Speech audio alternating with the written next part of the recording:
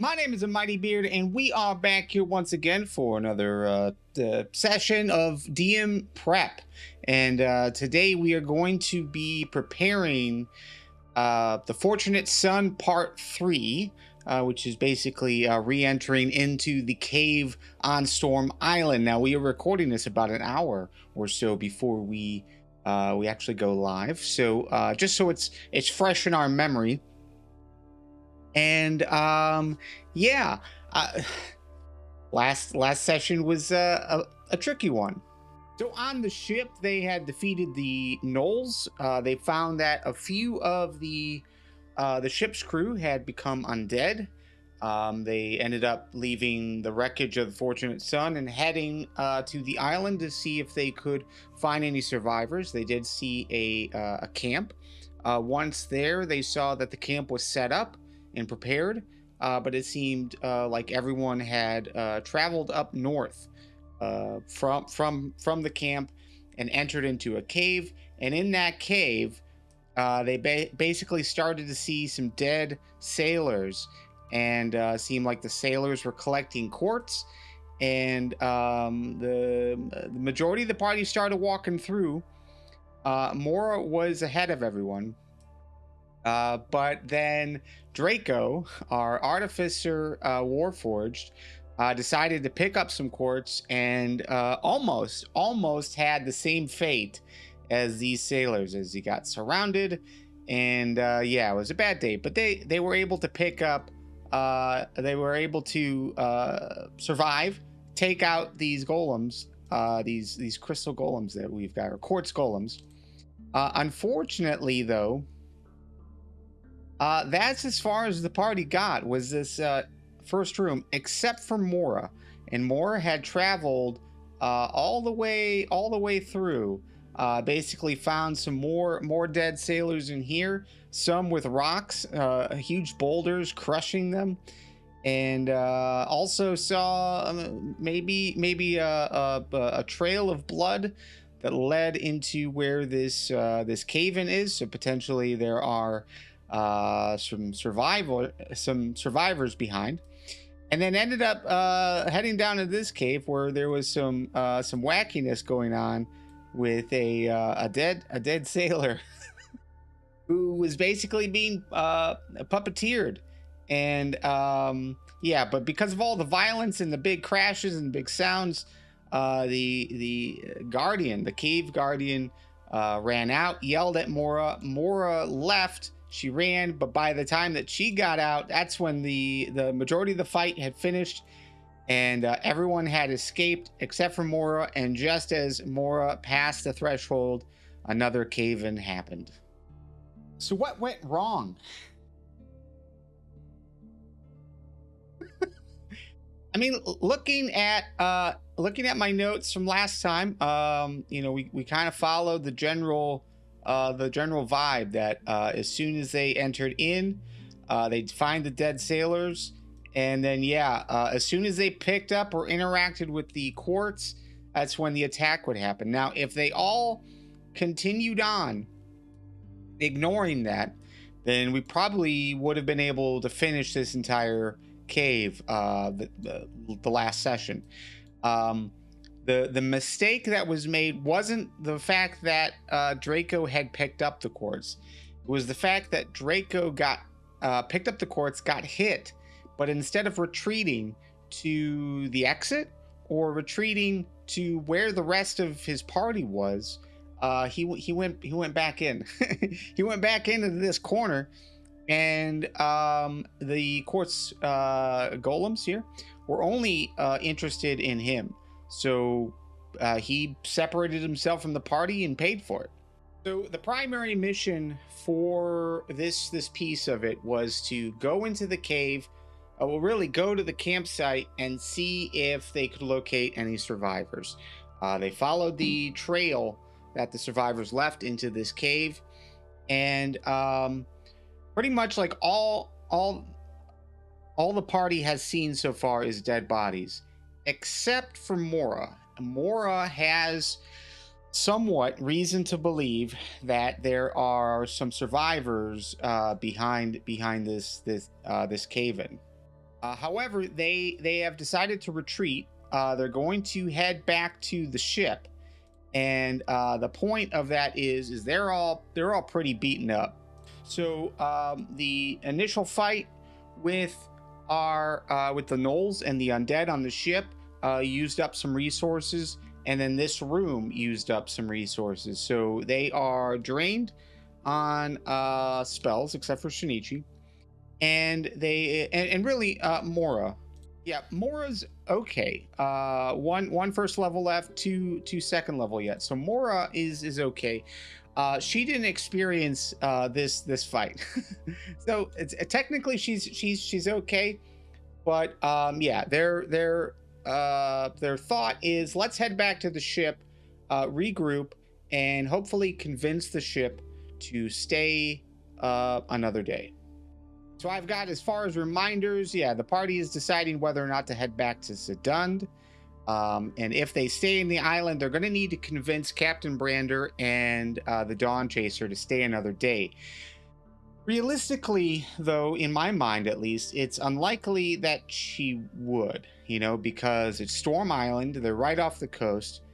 And staying in a spot that storms would happen on the regular, it's not safe. It's not safe for her ship. It's not safe for her crew. So what I'm going to have her do is just suggest that she either deliver the recovered cargo to Easton and return in 7 days, or just convince, or just go to safer waters for a day and come back in the morning.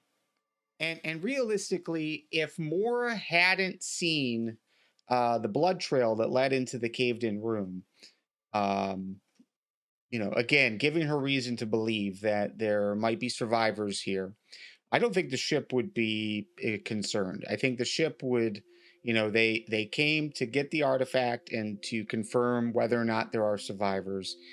And if there was not reason to believe that there were survivors still in the cave, that's they'd be gone, because that's, again, those were their two goals: the artifact and survivors. So if there are survivors, I think she's going to be okay with staying, but not where she is. I think she'll go to safer waters. So it's either the party wants to stay on the island for 7 days, or she goes to safer waters, returns in the morning to pick them up. Well, I'm sorry. She's going to head to safer waters with them on board, let them rest overnight, and then drop them off in the morning. Because that would basically give them about an hour to 2 hours to search the rest of the cave and then head back to Sedund. Yeah, the start is the party is going to be negotiating with Captain Brander to let them rest and to drop them off in the morning for a few hours to just continue to explore and hopefully find the remaining survivors. And really, they're going to need at least about 4 to 5 hours, because they've got a cave in here without the proper tools. It's we've got an artificer who can maybe create the proper tools to dig through here. We'll also roll our d6s. So on a 6, maybe there's some more miners picks that they'd be able to find, or that's on the ship itself. Something that to help them break through that wall faster, because I think overall it will take an hour to break through the first cave-in. So I do believe that this one got magic missiled. So we'll go ahead and force this guy to be dead. So yeah, quartz golems are all dead. So they can enter into this room and theoretically pick up quartz if they want to. But because this occurred, I think and really they're going to be walking through with no issue this next time around. We had talked about this room, because this room, if they have any loose objects or loose coinage in purses or backpacks or pockets, the coins are going to animate. So again, it's treating the coins as like those precious metals. You know, things that someone who has a deep connection with the ores here would be able to manipulate, right? So the guardian will grab a hold of those coins, and then we will have swarms of coins. Now these things are beefy as far as hit points go. Armor class is kind of high as well at 15, but really they don't have. I mean, their hits average a 6. So we might just do one of these. We might just do 2 of these. I think 2 of these would be good, but we might want to adjust the hit points. Again, just kind of based on how things are going, where we are at that point. But I think that'll be a good first battle. And again, it's just supposed to be funny, right? Like you've got, you're going in here thinking, okay, we've passed the first room. We know there's like boulders and stuff in the next room that probably come to life. We'll be fine. And all of a sudden these all of their coins start attacking. So let's go ahead and roll. We've got 3. Let's do just a D4. Well, I don't want to do that one. Okay, what's going on? All right, all three. Why? How are we? Okay. Anyways, yeah, we'll do all 3. So they walk through here. They kind of investigate. Maybe there's some coinage on the ground that alerts them that something's going on, and maybe they interact. But definitely, as the last person enters in, that's when we'll strike, and we'll strike with at least 2. But we'll see. And again, just for some flavor, I don't have the tokens over here, but yeah, there's just a few dead bodies that are throughout this entire hallway. But yeah, once they get into this room, they'll notice that there's a few more dead sailors, and there's boulders crushing one of them. So if they go in to interact, if they poke around, or let me back up first. So I think as soon as they break in and enter into this room, they're going to start hearing that voice from the guardian, telling them if they're here to hurt, to get out. This is pretty much their last chance, and they have no way of responding. But maybe there's a way of like healing. I don't know. Yeah, I don't know.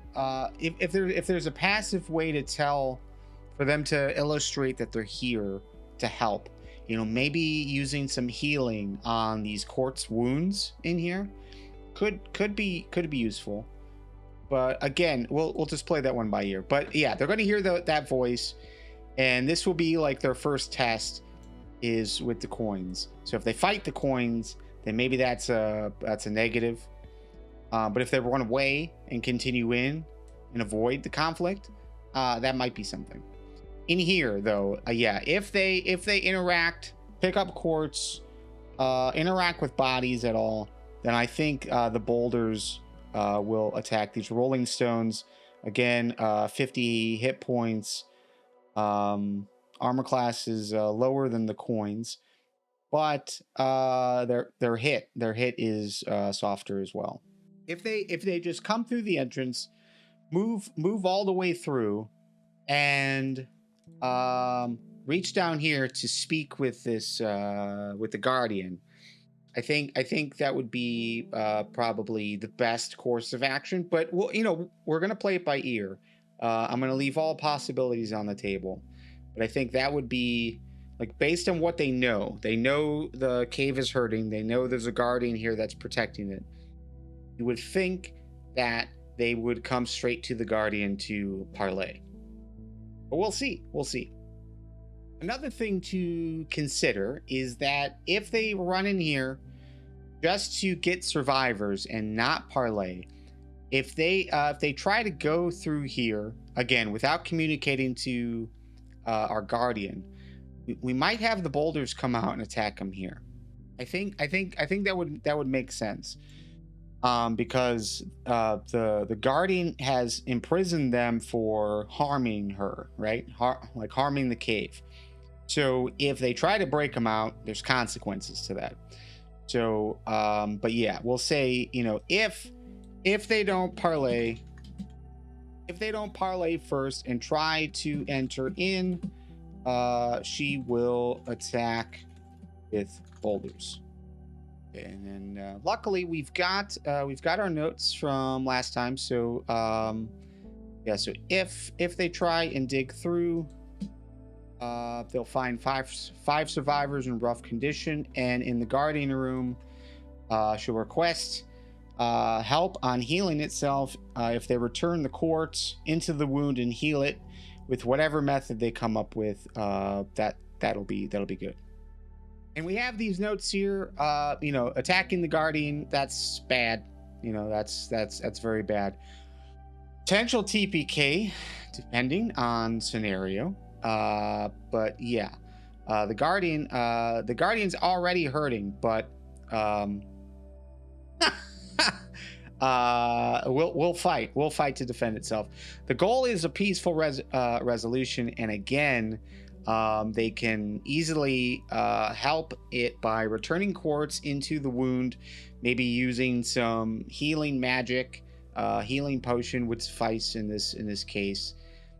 And yeah, if they heal the guardian, it's really like whatever they come up with, I'm okay with.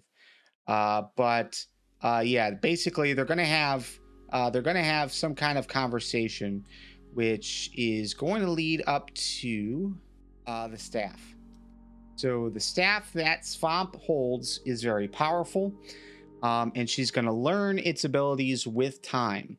So as long as she keeps doing good things, the staff's going to come into play and help her along the way. Her grandfather's name is Steinvala. So once she enters into the room, again, if it's on peaceful terms, then it might maybe it'll approach her from wherever. I'm imagining the guardian like goes back into its stone melded home, but really it could theoretically appear anywhere. But if it sees the staff, it'll approach her and call her Steinvala. You know, something along the lines of, you know, it's been so long since I've seen you, that sort of thing, and just start a conversation. Okay, as far as monsters go, we've got the Rolling Stones. They're aggressive. They protect the inner cave if any gems are taken. And then we've also got the Guardian, which is aggressive and fights if it is attacked and not helped. And then we also have 2 to 3 swarms of coins that are aggressive and will attack anyone picks up coins in the room. And that might also be something that we save, right? We might save the coins. You know, maybe they'll see the coins on the ground here, and if they don't interact and they're seemingly coming in with peace in mind, if something breaks down, that would probably be one of the things that fights them. So, you know, if for some reason things go sour, they start fighting the Guardian, then the coins come out of their pockets and that sort of thing at that point to defend her and protect the cave. So yeah, if they help, she'll let the prisoners go. She'll just part this cave in away, allowing them easy access to get in and get her people out, or their their survivors out.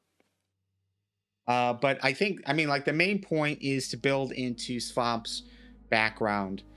She's a native. She got the staff from her grandfather, so it is a heirloom.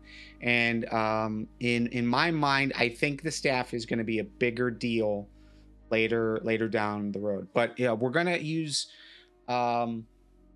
I can't recall what I was reading. I still haven't looked it up again. But yeah, it was something on DM's Guild about artifacts and family heirlooms, items that had been passed down from one generation to another. And basically, when you get them, they're just items. They're just, whatever, a staff. But with time, they kind of level up with you. So once you get to a certain point and you uncover that it is magical and that it can do stuff, then then it'll start becoming clear and start becoming more powerful as you grow with it. So that's what we're going to do here. All right. So back on the Dawn Chaser, I think they will know that Captain Brander will drop them off in Sedund, and then her crew is taking the artifact to Easton. So the artifact is something that was uncovered by archaeologists in Sedund, in the Demon Crack Dunes. So some site, they pulled up an artifact and they're taking it to Easton to be studied. So it is likely they'll return to Sedund with supplies in 2 weeks. I think 2 weeks would be it. So there's a possibility that they'd be able to run into her again in 2 weeks' time. Maybe get, well, really, I mean, it's so it's like 5 days. So it's a 5-day journey from Sedund to Easton. So like 1 day, 6 days. They'll probably hang out 7 days and then 5 days. So if they were to return right away, then 2 weeks. But maybe we'll, I don't know, we'll play with that. We'll play with that idea. But because I think based on what occurs here in this session, Captain Brander is going to have another task for them. Maybe another shipwreck or something. Something occurs that Captain Brander thinks of them and wants to take them to. Now, as far as in Sedun, they've got, I think, three immediate things to attend to. So one, drop off herbs to Bertram. So they're going to drop off herbs to Bertram. And then also dyes to Gindred. Drop off herbs to Bertram. And the herbs that they picked up, not much here. We've got skull cap. It's a sedative. Can be made into a tea. We've got pine needles. Has a nutritious value. Could be made into a tea. We've got holy thistle. So it's a spiny herb. We've got mint, so flavoring, and then lavender, which is a fragrant herb. I don't know what he can do with that. However, they also found something else. I don't have it in these notes. One of these, it could be turned into a dye. So one of the herbs could be used as a dye. So maybe they drop it off. Not sure. Hopefully they remember. And Shinichi can also pick up the portrait from Gerald, and we've got that and other items. That in there. Let's go ahead and save. And yeah, so just so you guys can see what this is. So Lady Bex had put together some sketch ideas of what a portrait like this could end up being. So the gist of it all was that Gerald, his muse was the lighthouse in Sedund. So he was going to draw the lighthouse regardless. Draw and paint the lighthouse. Shinichi, doing a portrait next to the lighthouse, had 3 potential outcomes. And that could be either tiny Shinichi, large lighthouse, or 50-50, which is what this one is, as well as large Shinichi, tiny lighthouse. And it was all dependent on rolls. Persuasion, performance roll, I think, is what we determined. Shinichi rolled pretty well, not a crit success, but a pretty good roll. So we did 50-50. So yeah, this was done by Lady Bex, and I think it's gonna be pretty cool for Shinichi to actually see it. The last thing I think they'd want to do is just check in with the Adventurers Guild. Either Amos Heenan, which is the secretary, or Arava, the captain, and just let them know that they resolved the job, and then it's they will be ready for a new job. But okay, I think that's pretty much it. I don't have the next job lined up, but that is something that we can handle before our next session. And but yeah, I think this is quite a lot of content to try to fit in this session. So we'll see. But yeah, that's where we'll leave it. We've got just a little bit left prior to the start of the stream. So again, if you want to see how the session turned out, the link to the stream will be in the description. And this will actually be released on the YouTube channel. Stream will be streamed live over the weekend, and then this will come out a few days later. And then also on the podcast feed, we usually release the actual session playthroughs on Wednesdays, and then the DM prep sessions on Fridays. So but yeah, that's it. I'm ready to get into this. But yeah, thanks for checking it out, and this is how I've been prepping, and hopefully you can take away some thoughts from this. But yeah, that's where we'll leave it. My name is Mighty B.E.A.R.D. It's been a pleasure, and we will play D&D together again very soon. Later.